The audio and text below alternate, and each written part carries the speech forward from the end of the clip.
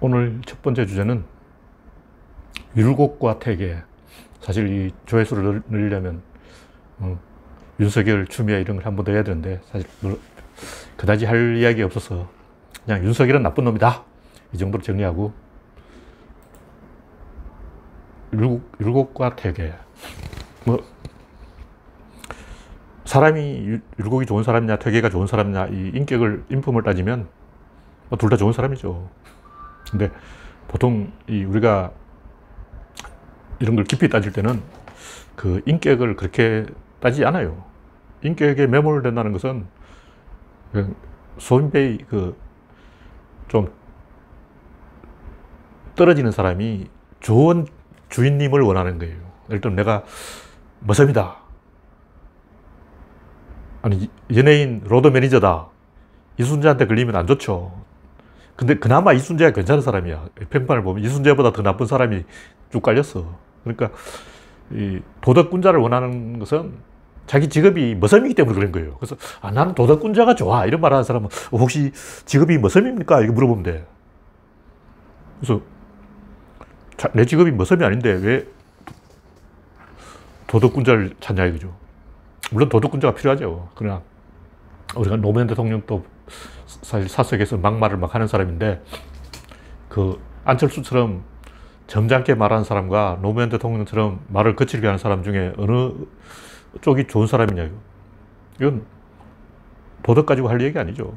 그래서 인품이 뛰어나다고 해서 그 사람이 훌륭한 사람이라 이렇게 보면 안 되고, 뭐 소크라테스도 마누라한테 꾸중물을 덮었었는데 소크라테스 부인이 얼마나 답답했으면 그렇게 했겠냐고. 낮일은 못해도 밤일이라도 잘하면 시궁창 꾸정물을 덮어 씌우진 않아. 소크라테스는 남편 까무로는 최악이었던 거죠. 밤낮으로 뭔가 잘못했어. 그러니까 막 물바가지로 끼얹어 버리는 거 아니야. 그러니까 이 퇴계는 훌륭한 사람인데 자기 부인에게는 굉장히 잘했어요. 부인이 조금 수준이 떨어지는 사람인데 약간 지능이 떨어지는 사람이에요. 그래서 퇴계 선생이 제자들을 가르치고 있으니까 부인이 괜히 끼어들어서 당신은 왜 낮에는 도덕적인 척하고 밤에 침실에서는 그렇게 요란하냐 하고 엉뚱한 질문을 던져서 제자들 앞에서 퇴계를 망신 주었다 그러는데, 그래서 낮퇴계, 밤퇴계 이런 말도 생겼는데, 퇴계가 그 부인을 좀 정신적으로 문제가 있는 부인을 잘 보살폈어요. 그런 장점은 있죠. 퇴계가 어느 날 옷을 꿰매달라고 하니까 상가집에 가는데 빨간 색깔 옷을 누더기로 꿰매서 지나간 사람이 요즘 상가집에 갈 때 빨간 옷을 입고 가야 됩니까? 이렇게 물었다는 말도 있는데, 퇴계는 이제 태연하게 웃어넘겼다고 하는 거죠. 그러니까 작은 허물은 따지지 않는, 인격적으로는 퇴계가 괜찮은 사람인데 중요한 것은 그런 게 아니죠. 그것은 그 직업이 머슴인 사람한테 필요한 것이고 우리 같이 좀 엘리트들은 그런 거 신경 안 써요. 그래서 좀 큰 관점에서 보자. 제가 이제 칼럼에 써놨지만 율곡이 서울 차별을 완화해야 된다. 뭐 그 외에도 여러 가지 개혁 정책을 했는데 그게 받아들여지지 않았지만 조선시대에 거론된 수많은 정책이나 개혁론이 전부 율곡 선생의 뿌리를 두고 있는 거예요. 원래 이 사상이라는 것은 그냥 나오는 게 아니고 아이디어의 원천이 있어요. 서양 사상은 전부 플라톤에서 나온 거예요. 예를 들면 마르크스주의도 뿌리를 더듬어 보면 그게 플라톤하고 연결이 됩니다. 마르크스 갑자기 막 프롤타리아 어쩌고 그런 게 아니고 다 그 플라톤으로부터 내려오는 전통이 있는 거예요. 그래서 우리가 이런 것을 우습게 보면 안 되고, 조선왕조는 정도전과 이율곡 두 사람이 설계한 거예요. 그래서 400년 갔죠. 500년 갔으면 오래 간 거야. 그래서 제가 이제 과거 시험 답안 천도책에 한 줄 언급해 놨는데, 일기가 운행 변화하여 흩어져 만수가 되는 것이니 나누어서 말하면 천지만상이 각기 하나의 기운이지만 합하여 말하면 천지만상이 동일한 기운이다. 굉장히 중요한 거예요. 그냥 뭐 자연에 대해서 이야기하는 것 같지만 우주가 그러하면 인간도 그렇게 해야 된다는 그런 이제 철학이 이 동양의 사상이었기 때문에, 이게 공자 때부터 내려온 사상이에요. 인간의 행동은 우주의 원리를 따라가야 된다. 그래서 우주의 원리가 이렇다 하는 것은 인간도 그렇게 해야 된다는 거예요. 인간도 천지만상이 동일한 기운이라면 계급차별하면 안 된다. 뭐 이런 얘기죠. 성차별하면 안 되고, 일체의 차별을 하면 안 된다 하는 아이디어를 제시하고 있는 거예요. 근데 이제 정약용은 굳이 따지면 퇴계 쪽 식구인데도 기대성에게 판정성을 줬고, 그리고 현대의 분석 철학도 그 기대성에게 판정성을 줬다. 이 말은 그 이론론이 이론론보다 조금 더 그 논리적으로 정합성이 있다. 아이디어를 생산할 수 있는 자궁이 된다. 이런 얘기예요. 그래서 어떤 사상이 맞냐 이런 것은 바보 같은 얘기고, 뭐 이냐 기냐 이거 따지는 사람은 초딩이에요, 초딩. 그게 중요한 게 아니야. 어떤 아이디어는 하나의 뿌리가 있고 자궁이 있는 거예요. 그게 중요한 거지. 도대체 뭐가 이지 뭐가 기지 이런 것은 바보 같은 얘기예요. 그래서 이 우주가 이론적 원리에서 작동해야 된다 하는 그런 이 아이디어의 근본을 갖추는 게 중요하다. 그래서 외국에서는 퇴계를 알아주는데 그것은 외국의 입장에서 퇴계가 필요하기 때문에 그런 것이고 구색 맞추기 필요한 거예요. 근데 기특한 걸 알아준다고. 일단 뭔가 내가 일을 했는데 내가 정성 들여 한 게 있고 막 취미로 대충 해놓은 게 있는데 다른 사람에게 평가 맡기면 내가 열심히 성의를 들인 것보다 그 내가 대충 한 것에 막 관심을 가진다고. 그러면 짜증나는 거 아니에요. 예를 들면 내가 칼럼을 썼는데 정성 들여서 좀 어려운 걸 딱 쓰면 사람들이 아무도 관심이 없고 그냥 안철수 조카 이렇게 써놓으면 사람들이 막 박수 치는 거야. 내 입장에서는 기분이 나쁘지. 안철수 조카 이건 내가 그냥 재미로 한 얘기지 그 진지하게 한 얘기가 아니라고. 뭐 그런 거죠. 그래서 율곡은 진지한 얘기고 퇴계는 그냥 양념으로 끼워주는 거예요. 근데 외국 사람 입장에서는 진지한 이야기보다 양념에 관심이 있죠. 왜냐하면 진지한 답은 서양이 다 찾았어. 그러니까 율곡 사상과 플라톤 사상이 비슷한데 플라톤 사상이 있는데 뭐 율곡 사상이 왜 필요하냐 이런 식으로 무시해버릴 거예요. 따지면 그게 그거야. 율곡이 이론론을 주장했지만 기독교도 이론론이고 일신교가 이론론하고 뿌리가 같죠. 그럼 뭐 같으니까 볼 필요도 없어. 안 보는 거죠. 그리고 우리가 진지하게 하는 얘기는 서양에서 일본이나 중국이나 뭐 외부에서는 별로 관심이 없다. 그러나 우리나라 역사의 흐름은 결국 이 율곡으로부터 뻗어왔는 게 왜 이게 중요하냐면 지금도 우리나라 사람들의 행동에 율곡 사상이 굉장히 영향을 미치고 있어요. 우리가 몰라서 그렇지 우리나라 사람들이 최근에 우리가 민주당이 이긴 것도 율곡 덕분이다. 길게 보면 그렇게 볼 수 있어요. 대졸 세력이 고졸 세력을 이긴 거예요. 왜 대졸 세력이 다수가 되냐. 율곡에서부터 그렇게 우리나라는 엘리트주의 국가로 시작한 거예요. 엘리트가 나라를 지배해야 된다. 이런 사상이 있었어. 근데 박바들이나 안철수, 홍준표 이런 애들은 엘리트가 아니고 무지랭이냐, 무지랭이. 윤석열도 고졸, 사법고시 구수한 양반이고, 홍준표도 뭐 여러 번 떨어진 양반이고, 조금 그 찐따들이 그런 짓을 해. 항상 보면 열등감 있는 애들 말이야. 걔들은 안 쳐주죠. 그래서 퇴계를 이제 비판하려는 건 아니고, 우리나라 역사에 지금까지 계속 영향을 미치고 있는 것은 율곡이다 이런 얘기죠. 지금 현재도 율곡은 영향을 미치고 있어요. 퇴계는 한물같지. 그래서 왜 이런 논이 중요하냐면 어떤 문제가 있을 때 우리는 자꾸 선택을 하려고 해요. 진보냐 보수냐 쇄국이냐 개화냐 아니면 청나라와 전쟁을 할 것인가 강화를 할 것인가 뭐 선택을 해야 돼. 부단히 선택을 해야 되는 거예요. 근데 우리는 그 선택을 잘하면 답을 찾을 수 있다고 생각하거든요. 근데 필리핀은 우리나라보다 훨씬 일찍 개화를 했는데 왜 그 모양이고, 이디오피아는 1000년 전에 개화했는데 왜 그 모양이냐고. 그리스는 더 일찍 개화했는데 왜 그 모양이야. 그리스는 2000년 전에 개화를 했어. 민주주의가 원래 그리스에서 시작한 거예요. 제일 먼저 개화를 한 게 아니야. 그래서 근대 문명이라는 것은 전부 그리스에서 나왔어요. 중국 문명은 제가 봤을 때 그리스 문명은 10분의 1도 안 돼. 근데 그리스는 왜 망했냐고. 왜 한국보다 못하냐고. 그래서 선택을 잘하면 뭐가 잘 된다는 것은 그건 제한적으로 맞는 거예요. 잠시 맞아, 잠시. 잠시는 선택을 잘해야 돼. 그냥 큰 틀로 보면 선택은 그렇게 중요한 게 아니에요. 그래서 최근에도 부동산을 수요를 억제를 할 것인가 공급을 늘릴 것인가 이걸 가지고 막 선택을 하려고 하는데 선택은 그렇게 중요한 게 아니야. 중요한 것은 시행착오를 했을 때 그걸 바꿀 수 있는 물리적 조건이라고. 대부분 보면 이 선택을 잘해도 그걸 감당을 못해요. 그러니까 선택이 틀린 게 아니고 그걸 감당하지 못하는 거예요. 역량이 부족한 거예요. 그래서 우리나라 역사도 그래요. 많은 선택이 있었는데 뭐 4.19부터 시작해서 혁명이다 하고 덜거리 놨다 다시 박정희 밑에 가서 박정희 아버지 이러고 있어. 4.19 때는 혁명이야 해놓고 왜 조금 있어 박정희 아버지 이러고 있냐고. 바보 같은 거 아니야. 그러니까 선택을 잘해도 결과가 안 좋은 거예요.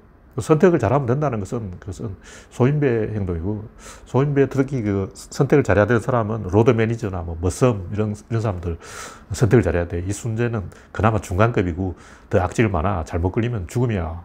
그런 사람 선택을 잘해야 돼. 그래서 우리나라 사람들이 역량이 있느냐가 이게 중요한 거예요. 그 역량은 이론에서 만들어진다. 그래서 조선왕조가 뭐 개화를 일찍 해서 더 일찍 망했을 수도 있어요. 개화가 중요한 게 아니고 중국도 우리보다 먼저 개화를 했는데도 뭐 양무운동이다 그러고 뭐 변법 자강운동 뭐 광서제부터 시작해 중국도 나름대로 뭐 많이 시도했어요. 근데 망했어. 왜 망했을까? 역량이 부족해서 그런 거예요. 중국은 땅덩이 크기 때문에 역량도 더 커야 돼. 우리나라도 조금 더 일찍 개화를 했으면 어떻게 했을까? 뭐 물론 좋았을 확률도 더 있죠. 그러나 망했을 확률도 있습니다. 그래서 역량이 중요하다. 그러면 역량을 어떻게 키우냐? 우리는 이제 박정희를 욕하지만 이 산업화 과정을 통해서 역량이 큰 게 맞아요. 박정희가 쿠데타를 안 했으면 더 산업이 발전했을 거라고 봐야지 산업은 안 좋은 것이다 하고 산업을 적대하는 것은 굉장히 이 반진보적인 보수 꼴통 행동이라고. 근데 진보 일각에서 뭐 생태주의 어쩌고 하면서 산업 자체를 적대해요. 산업 미워! 공장 없애! 막. 그럼 뭐 할까? 생태! 이런 개소리를 하고 있다고. 산업 덕분에 우리가 민주화를 성공한 거, 이게 100% 확실합니다. 두 가지. 하나는 교육이 보급된 것이고, 하나는 산업이죠. 그래서 역량이 강화되었고, 우리 사회의 어떤 핵심 중심축이 생겼기 때문에 그런 거예요. 그래서 안 되는 나라들은 다 이유가 있어. 예멘 같은 경우 보면 민족이 좀 달라. 시아파, 수니파 이런 갈등이 있는 거예요. 그래서 민족이 뒤죽박죽이거나 언어가 뒤죽박죽이거나 인도처럼 카스트 제도가 있거나 뭐 항구가 없거나 항상 보면 뭔가 이유가 있어요. 그래서 그런 두 가지가 중요한데 하나는 역량을 가지는 것이고 두 번째는 그 역량과 그런 물리적 조건하고 잘 맞아떨어져야 돼요. 인구, 우리나라 지금 인구가 감소하고 있죠. 이것도 안 좋은 소식이죠. 그리고 뭐 피부색, 문화, 종교 이런 것을 억지로 무작정 통합한다고 되는 게 아니고 잘 디자인을 하면 된다. 그러니까 종교가 여러 개라도 우리나라 종교 여러 개인데 불교, 기독교, 뭐 유교 다 있는데 디자인 잘하면 됩니다. 디자인 잘해서 일원을 끌어내야 돼요. 사회가 일원에 의해서 작동하게 된다. 조선왕조는 이 사대부의 나라라 해서 사대부를 키워야 된다. 사대부는 뭘 해야 되냐? 백성을 가르쳐야 된다. 실제로 가르치지 못했죠. 왜냐? 한자 때문에. 그래서 세종대왕이 이 사대부를 키우고 백성을 가르친다. 방향은 잘 잡은 거야. 근데 청나라한테 침략을 당하는 바람에 망한 거지. 제 의견에 의하면 사실 조선은 정조 때부터 살짝 망한 거예요. 외교적으로 고립되면 일본하고 통신사가 끊기면 청나라에 대항할 수단이 없어져. 외교적으로 고립되면 외교 활동을 안 하게 되면 거의 이미 망한 거랑 똑같아요. 외교 안 하는 국가가 무슨 국가냐고. 그래서 우리나라는 외교할 나라가 없어. 일본하고 청나라밖에 없는데 일본은 임진왜란, 청나라는 병자호란 다 우리나라를 침략했잖아요. 그럼 이 고려시대에는 우리나라 좀 잘 나갔는데 왜 그러냐면 거란족이 있었어.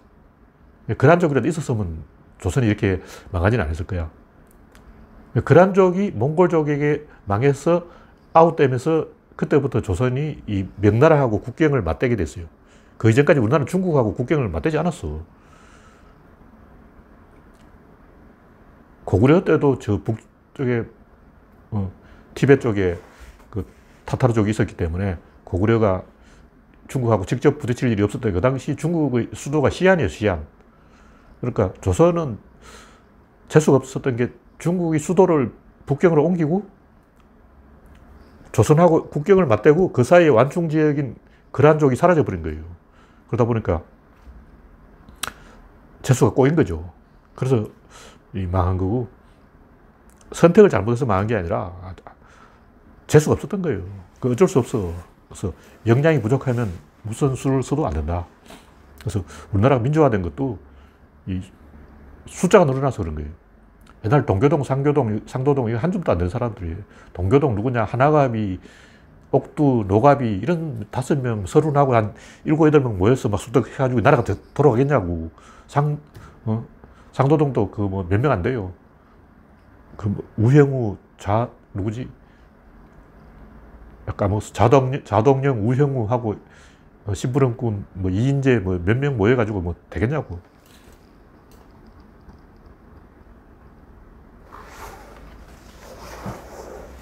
hin강님이 자꾸 부동산에 대해 질문을 하시는데, 부동산에 대해서는 그냥 공급과 수요 양쪽을 동시에 잡아야 된다, 이런 원칙론을 말하는 거지, 구체적으로 들어가면 안 좋아요. 제가 전문가도 아니고. 이 청와대 부동산 부문에 이 장관부터 시작해서 개념 없는 사람이 많다, 이런 이야기를 주워 듣고 있는데, 정말 그런지 그건 제가 모르죠. 근데 지금 결과를 보면 뭔가 문제가 있다. 전체적으로 공급이 부족하지 않아요. 근데 일시적으로 올 여름부터 내년 봄까지 한 1년간 공급 부족 사태가 계속된다, 뭐 이런 설이 있어요. 그럼 내년 봄까지 왜 이게 중요하냐면, 공급을 단순히 숫자로 막 몇만호로 공급했으면 됐다, 뭐 이렇게 말하는 사람이 있는데, 이 숫자의 문제가 아니라고. 공급을 뭘 기준으로 하는 거예요? 그러면 그 입주 시점을 기준으로 할 건지 분양 시점을 기준으로 할 건지, 이게 텀이 있어요. 거의 1, 2년 간격이 있어. 그러니까 지금 공급이 충분하다는 것은 입주 기준이 그러냐 아니면 분양 기준이 그러냐, 이게 안 맞는 거예요. 그래서 그 사람들 말을 믿을 수 없어. 그래서 어떤 사람은 지금 공급이 충분합니다, 숫자 딱 들어가 숫자 맞다 그러는 거야. 그럼 내가 그 말이 맞는지, 내가 부동산 전문가가 아니기 때문에, 이 양반들이 지금 숫자 장난하나 속으로는 좀 그렇죠. 근데 숫자 들을 때 맞는 것 같기도 하고. 그러니까 100% 제가 그걸 전문가가 아니라서 공급이 충분하다는 설도 있고, 공급이 올 여름부터 내년 봄까지 부족하다는 설도 있는데, 어느 쪽이 맞는지는 제가 전문가 아니어서 모르지만, 숫자 가지고 말하는 사람은 저는 신뢰하지 않습니다. 숫자라는 것은 조작할 수 있는 거예요. 예. 다음 주제는 이론론이 핵심이다. 같은 얘기인데, 이 천도책은 이제 율곡이 과거 시험 답안으로 제출한 건데, 조선시대 과거 시험 문제 항상 똑같은 문제를 내가지고 망한 거예요. 문제를 바꿔야 되는데, 명나라 주원장이 이 빌어먹을 나쁜 놈이 그 8고문으로 과거 시험 답안을 한정해놨어요. 왜냐하면 선비들 조지려고. 그러니까 조선왕조는 선비를 대접하는 엘리트주의인데, 명나라는 선비들은 다 죽여야 된다. 선비 5만 명을 죽였어. 그래서 명나라는 이 엘리트주의가 아니고 무식주의야. 우리는 국가적 좀 무식한 걸 한번 밀어보자. 우리는 무식이 최고야. 이게 명나라 사상이라고. 왜냐하면 주원장이 선임 출신이라서 무식한 사람이었기 때문에, 글자도 잘 못 읽고 쪽팔려가지고 선비들이 글자 아는 척하면 주원장이 굉장히 미워했어요. 청나라도 만주족이기 때문에 우리는 무식한 만주족이잖아. 그래서 우리는 좀 무식으로 한번 가보자. 무식 최고. 이러다가 망한 거야. 우리가 단순하게 생각하면 중국을 하면 유교국가고 이 엘리트주의 국가가 아니냐 이렇게 생각하지만, 그건 우리 생각이고, 중국은 전형적인 비엘리트주의 국가예요. 글자 아는 사람을 싫어했어. 그래서 청나라 때 중국에 글자 아는 사람이 10%도 안 됐어요. 유럽이 뜨고 중국이 망한 이유가 글자 아는 사람이 적어서 그런 거예요. 이것도 에너지 문제야. 숫자가 적은데 어쩔 거예요. 다수가 무식하면 나라가 안 돌아가는 거예요. 그래서 이 율곡도 과거 답안 천도책을 보면 왕의 비위를 맞추려고 굉장히 노력한다는 걸 알 수 있는데, 그냥 왕을 모욕하면 사형이죠. 어쨌든 이론론은 왕의 구미에 맞는 것인데, 근데 그 이론의 1이 누구냐? 처음에 왕이 이론은 나야, 내가 1이야, 1 이렇게 좋아하다가 조금 이야기를 들어보고 아니네. 송시열 이야기를 들어보니까 그 이론의 1은 선비 집단의 공론이네. 그럼 난 뭐야? 이렇게 돼버린 거죠. 그래서 왕이 죽여! 이렇게 된 거죠. 그래서 왕이 다시 이제 이원론을 채택하는 거예요. 이원론은 뭐냐면, 왕과 신하가 역할을 나누는 거예요. 왕은 군림하되 통치하지 않고 신하가 알아서 하겠습니다. 그러면 왕이 내 일거리가 줄어드는 걸 좋아. 네가 다 해. 그러다 보면 점점 신권이 왕권을 능가하게 되는 거죠. 그럼 또 왕이 변덕을 부려서 이론론이 좋아서 다시 오늘부터 세도 정치 신하 안 해. 막 이런 식으로 변덕을 부리는 거예요. 어쨌든 이론론이든 이원론이든 장단점이 있는데, 조선 왕조를 관통하는 철학은 이론론이다. 그래서 이론론은 율곡은 5,000원짜리고 택에는 1,000원짜리예요. 5배 율곡이 더 가치가 있다, 이런 얘기고. 선비를 기르면 된다. 백성을 가르치면 된다. 이게 조선 왕조의 사상이고, 그 사상이 지금도 이어지고 있다. 그래서 이 미국하고 한국이 다른 점은 미국은 무식주의가 비엘리트주의, 반지성주의가 득세해서 전 국민으로 우리는 무식한 걸로 한번 밀어보자. 무식 최고야. 트럼프 무식하니까 대통령이 되어야 돼. 이런 식으로 생각하고 있다고. 무식한 사람이 굉장히 많아요. 지구가 평평하다는 사람도 있고 개소리하는 사람이 많아. 외계인 믿고 막 초능력 믿고 이상한 사람 많아. 우리나라도 좀 있어요. 멍청한 소리는 좀 하지 말자. 특히 우리나라의 전 국가적으로 무식한 소리 하는 사람 중에 환빠들인데 환빠들은 자기들이 개소리 한다는 걸 알면서도 그러는 것 같아요. 이 쪽팔리는 거예요. 중국에 잘못 알려져서 우리나라 지식인들은 다 환빠처럼 막 중국이 한국 땅이다 그러고 막 이런 정신 나간 소리 하는 줄 알고 있어요. 그래서 이 환빠들은 국가 망신이기 때문에 좀 자중해라. 이렇게 말하겠습니다. 그래서 결국은 주도권을 잡아야 돼요. 우리가 어떤 선택을 하면 이걸 선택하든 저걸 선택하든 결국 잘못되고 만나는 거죠. 부동산 문제도 공급을 선택하느냐 수요업계를 선택하느냐 선택을 잘해도 망해요. 중요한 것은 우리가 주도권을 잡아야 된다는 거죠. 그러려면 정부가 많은 땅을 갖고 있어야 돼요. 정부가 국유지를 많이 갖고 있다가 업자들이 농간을 부리면 뒤통수를 쳐야 되는데 그럴 힘을 갖고 있어야 되는 거죠. 그리고 국회를 장악해야 돼요. 세금 올린다도 야당이 반대하면 그거 힘든 거예요. 노무현 대통령이 잘 했는데도 이명박한테 정권을 뺏긴 게 결국 그 부동산 잡는 방법은 지방화밖에 없다. 그 지방화를 하니까 서울 사람이 이명박을 찍은 거예요. 그러니까 잘하고 욕먹은 거죠. 그런 일이 굉장히 많습니다. 실제로 그 당시의 평가만 가지고는 진실을 알 수 없다는 거죠. 좀 긴 텀으로 봐야 정치를 잘했는지 잘못했는지 알 수가 있다. 그래서 노무현 대통령이 잘했다는 증거는 문재인이 집권한 그 사실이 증거예요. 정권 뺏겼다고 잘못했다고 말하면 안 되죠.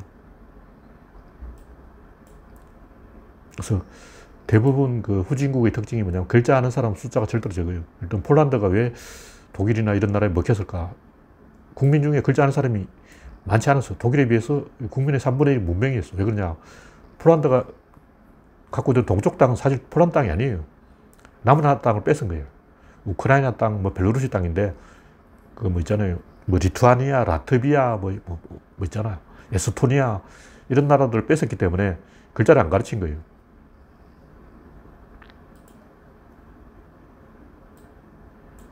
그리고 원래 정복을 당하면 기분 나빠서 글자를 안 배우려고 해요.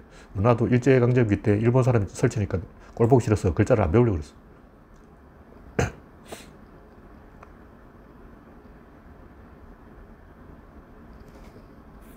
그래서 도덕이니 윤리니 뭐 정의니 평등이니 이런 그 레토릭은 심리학적 기동이에요. 뭐 가렴주고 착취 뭐 부정부패 이런 건 다 사람들을 격동시키기 위한 그 심파인데 심파 쪽으로 가면 안 되죠. 그래서 조선이 가렴주거나 착취를 해서 망한 게 아니고 세금이 너무 적어서 망한 거예요. 일본은 70%를 뜯어갔어. 근데 조선은 10%밖에 안 뜯어가니까 망하죠. 그래서 무작정 세금을 늘리면 되는 게 아니고 그걸 잘 써야 되는 거죠. 그냥 가렴주고 착취 이건 다 거짓말이에요. 그보다는 조선시대 후기에 이 실학이 뜨면서 청나라가 발전하면서 흔히 말하는 자본주의 맹화 이론으로 이 화폐가 유통되면서 부정부패가 크게 일어난 거예요. 그게 뭐냐면 이 가렴주거나 착취 때문이 아니고 법대로 안 해서 그런 거야. 옛날에는 화폐가 없었어. 그래서 털어먹으려 해도 화폐가 없으니까 털어먹을 방법이 없는 거지. 사또가 안 털어먹었어요. 근데 조선시대 말기가 되면 화폐가 전국적으로 유통되니까 사또들이 몇십만 장씩 털어간 거야. 근데 그걸 합법적으로 털어가면 괜찮은데 불법적으로 털어갔기 때문에 문제가 된 거죠. 근데 실제 털어먹은 게 뭐 몇백 냥 안 돼. 뭐 고부군수 조병갑이 확정을 했다고 알고 보면 500냥밖에 안 되고 요즘 돈으로는 한 1, 2억밖에 안 돼. 푼돈 털어간 거예요. 이야기 들어보면 뭐 송덕비를 세우는데 비석 하나 세우는 그 비용, 그 비석 보면 굉장히 조잡해요. 그 옛날에 보니까 뭐 비석, 그 이순신 장군 추모비도 70냥인데, 70냥. 그러니까 송덕비 하나 세우는 거 가지고 뭐 사또가 확정을 했다, 가렴주구를 했다. 그러는데, 어휴, 실제로는 사또가 한 게 아니고 아전들이 다 해먹었어. 그래서 사또가 확정했다는 건 대부분 거짓말이고, 그것보다는 법에 없는 짓을 하니까 그런 거예요. 법대로 안 했으니까 분노해서 들고 일어나는 거지. 확정, 이런 다 개소리예요. 물론 확정도 있겠죠. 그러나 본질은 오히려 화폐가 유통되고 소작농이 그 몰락한 게 원인이에요. 조선이 망한 것은 화폐가 유통되었기 때문에 그때까지는 소작권을 안 뺏겼어. 조상되도록 소작하면 되는 거야. 근데 화폐가 유통되면서 돈으로 땅을 사고 쫓아버려서 유랑민이 생긴 거죠. 그래서 이 심리적인 접근, 뭐 가렴주구, 착취, 뭐 부정부패, 윤리, 도덕 이런 거는 이 심파극이고 이 글자 배운 지식인이라면 쓰지 말아야 될 언어다. 물론 쓸 땐 써야죠. 너무 그런 걸로 밀어붙이면 안 된다. 부르주아의 착취, 뭐 이런 건 다 개소리예요. 착취가 아니라 이 자본이 발전하면 항상 그만큼 모순이 생기는 거죠. 그래서 일단 부르주아가 착취한다 이게 문제가 아니고 부르주아가 한 명밖에 없어서 문제인 거예요. 대부분 보면 그래요. 부르주아가 10명, 20명, 100명, 1000명, 10,000명, 10만 명, 100만 명 늘어나면 부르주아끼리 경쟁을 하기 때문에 임금을 더 준다고. 예를 들면 내가 이제 월급 한 달에 월급 3만 원만 주고 노동자를 고용하고 있다. 근데 옆에서 나 10만 원 줄게 와라. 이쪽에서 20만 원 줄게 와라. 계속 임금 올라가는 거예요. 그래서 부르주아가 월급을 적게 줘서 문제가 아니고 부르주아가 한 명밖에 없는 거야. 그게 문제라고. 자본주의 초기에는 부르주아 숫자가 절대로 적기 때문에 그 한 놈이 마음대로 임금을 정하는 거죠. 그래서 어떤 격차가 문제지 부르주아라서 문제다. 이런 식으로 생각하는 것은 초딩생각, 초딩. 그래서 대부분 뭐 문제가 있으면 숫자가 적어서 문제입니다. 숫자를 늘려야 돼. 그래서 우리나라도 이 주택 문제도 주택을 가진 사람의 숫자를 늘려야 되는 거예요. 한두 사람이 다 갖고 있어서 문제다. 그런 식으로 항상 접근하면 된다. 지식도 마찬가지로 지식인이 문제가 아니고 지식인의 숫자가 적어서 문제예요. 다시 말해서 왜 진보는 항상 분열할까? 우리는 뭐 진중권이 어째서 분열한다, 아무개가 어째서 분열한다, 유시민 때문이다, 이게 다 누구 때문이다 그러는데 그게 아니고 숫자가 절대적으로 적어요. 그래서 숫자가 늘어나면 단결합니다. 그럼 왜 숫자가 어떻게 하면 숫자가 늘어나냐? 지방선거를 이기면 돼요. 지방선거를 이기면 민주당 지지자들이 요소요소에 다 짱박혀서 한 자리씩 해먹고 막 시의원, 구의원, 막 구청장, 시장 다 들어가. 그래서 민주당 세력이 확 늘어나 버린 거예요. 그래서 쪽수가 늘어났기 때문에 민주당이 지금 안정되어서 잘 굴러가고 있는 거예요. 지금 뭐 옛날 이종걸이나 박영선처럼 애먹이는 인간이 지금 검태섭 한 명밖에 없는데 왜 옛날처럼 애먹이지 않을까? 숫자가 늘어나서 그래요. 숫자가 늘어나서 그 늘어난 숫자를 다 전화를 해서 태섭아 너 그러면 안 돼. 종걸아 너 미쳤냐. 영선아 너 제정신이냐. 이렇게 자꾸 전화를 하니까 그 애먹이는 사람들이 옛날 김한길이나 뭐 박지원이 뭐 이런 안철수 이런 애먹이던 사람들이 이제 길을 못 펴는 거예요. 숫자가 늘어나서 그래요. 그러니까 저도 항상 주장했듯이 지방선거를 이기면 숫자가 늘고 숫자가 늘면 판이 안정되고 그러면 단결이 되고 저절로 문제가 해결된다. 그래서 에너지를 늘리면 돼요. 선택 잘하는 거 필요 없어. 선택은 시행착오에 의해서 또 바뀌게 돼. 그래서 우리는 자꾸 선택을 잘해야 된다. 물론 선택 잘해야 됩니다. 그러나 숫자를 늘리는 게 굉장히 중요한 거예요. 근데 문제는 지정학적 구조에 따라 숫자를 넣을 수 없는 한계가 있어요. 일본은 섬이고 몽골은 항구가 없고 파키스탄도 보면 이 바다가 없어요. 인더스강 하류는 섭지에 섭지. 사람이 살 수 없는 데야. 그래서 좋은 항구가 없는 거예요. 그래서 가난한 나라들은 대부분 보면 어떤 구조적인 문제가 있어. 그래서 이걸 디자인을 잘하면 된다는 거죠. 그래서 자르고 이렇게 게리맨더링을 잘해서 톱질하고 잘라내고 붙이고 땜빵하고 막 이렇게 해서 종교라든가 관습이라든가 지역이라든가 학력이라든가 인구라든가 이런 여러 가지 문제를 여러 가지 이렇게 디자인을 잘해서 균형을 맞추면 돼요. 이런 데는 이원론도 좀 소용되지. 그래서 이원론은 이 세부적인 디자인에 쓸모가 있다. 근본적으로는 에너지가 있어야 된다. 인구가 있어야 되고 일본이 잘 사는 이유도 인구가 많아서 그래. 1억 3천 이거 해볼 만하잖아. 우리나라 5천만 이건 좀 부족해요. 그래서 남북 통일되면 더 잘 나가는 거야. 독일도 통일되고 더 세졌죠. 그래서 이런 면에서 힘을 키우고 디자인을 잘하면 된다. 이게 구조론의 정답입니다.